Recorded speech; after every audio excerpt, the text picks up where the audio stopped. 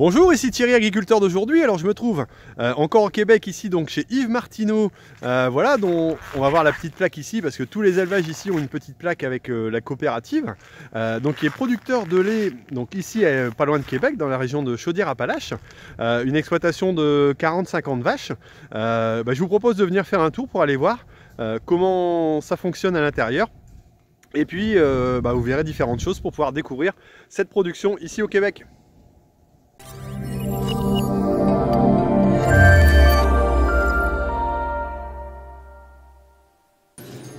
Alors on se trouve donc dans une étable qui est relativement classique ici, même si on la voit de moins en moins en système entravé.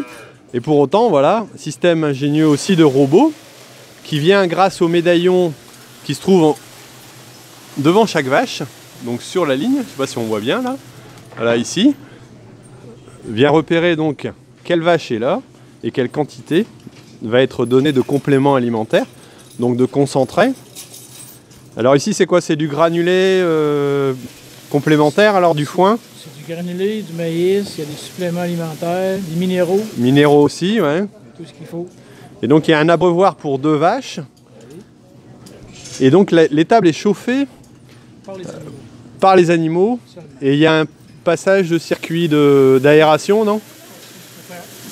Mélanger l'air froid de l'extérieur avec l'air chaud de l'intérieur. D'accord. Pour aérer correctement l'étable et la ventiler comme il faut. Donc on a des systèmes de ventilation. Pour maintenir la température. Voilà. On va laisser passer le robot. Il y a des ventilateurs extérieurs, des murs comme ça. Ouais. Ça contrôle la chaleur. Et donc tous les murs sont bien isolés, bien entendu. Parce que dehors là il fait moins 20 à peu près. Et là on a les génisses, les élèves sûrement, qui sont elles aussi entravées. Donc c'est vrai qu'on a une surface minimum pour un maximum de bêtes, mais vu j'allais dire les froidures extérieures, on a intérêt à ce que ce soit bien concentré, quoi.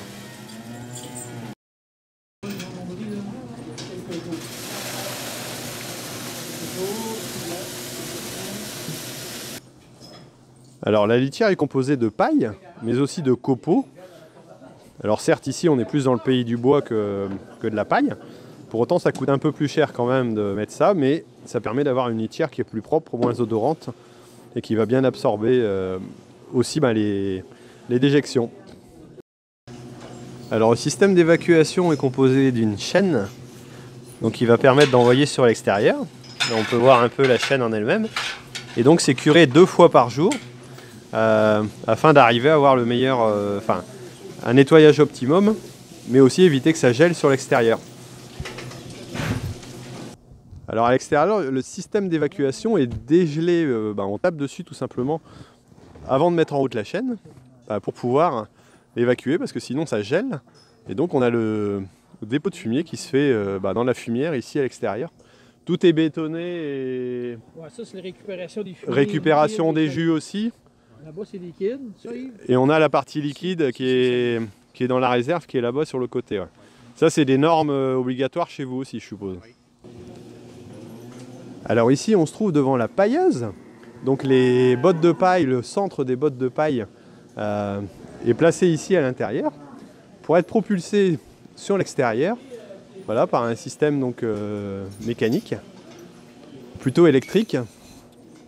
Et donc il n'y a pas très peu de tracteurs qui rentrent à l'intérieur de l'étable, c'est fait pour éviter d'ouvrir et de fermer les portes constamment à cause des grands froids bien entendu. Alors actuellement au Canada, il y a encore à peu près 60 à 70% des élevages qui sont en entravé comme ça, et donc forcément la traite se fait dans l'étable. Alors ça évite aussi de bouger les animaux, d'ouvrir des portes et de les déplacer, même si les stabulations, j'allais dire classiques, sont de plus en plus courantes, surtout dans les nouvelles constructions.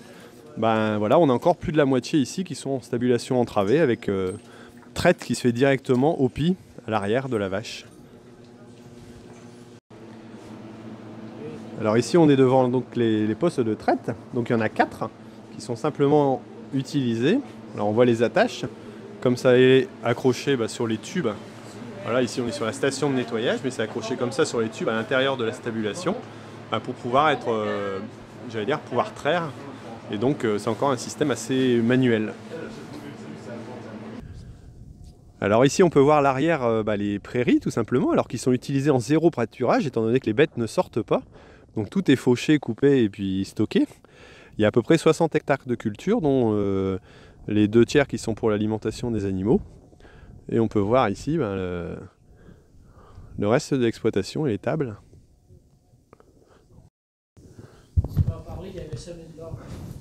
Alors ici on arrive dans la réserve à foin, à l'entrée qui donne juste à côté de la cellule à grains. Donc il y a le petit concasseur ou aplatisseur, ou plutôt mixeur qui fait du grain très fin.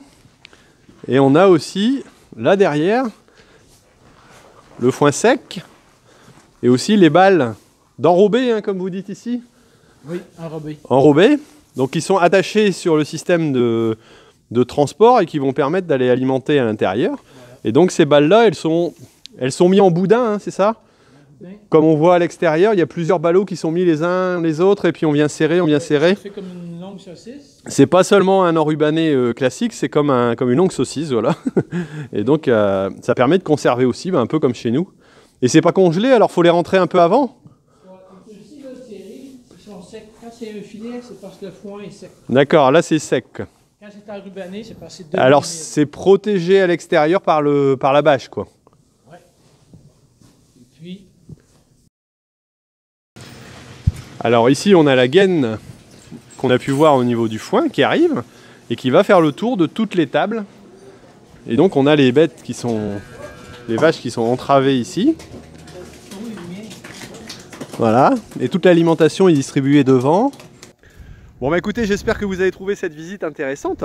Alors j'ai pu m'informer aussi du prix qu'on pouvait avoir ici. Donc on est à peu près à 70 $ de l'hectolitre, donc ce qui fait à peu près 55 € de l'hectolitre, ce qui est quand même pas mal par rapport à ce qu'on peut avoir ici. On est dans le seul pays apparemment, d'après ce qu'ils m'ont dit, où il reste encore un quota laitier. Et c'est donc une des particularités de ce type, ici au Canada, de cette production laitière. Bon écoutez, j'espère que vous avez trouvé ça intéressant. Il y a d'autres vidéos aussi sur le Canada. Moi je vais vous laisser parce que j'ai encore les doigts qui gèlent. Et puis je vous dis à bientôt donc sur Agriculteur d'aujourd'hui pour d'autres vidéos. N'hésitez pas à regarder la playlist sur le Canada, vous verrez d'autres choses qui ne manquent pas d'intérêt. Bon écoutez, je vous laisse, je vous dis à bientôt sur Agriculteur d'aujourd'hui. Et surtout, n'hésitez pas à partager, à aimer. Et puis ne l'oubliez pas, l'agriculture mérite d'être expliquée. Allez, avant que je sois congelé, je me sauve. Salut!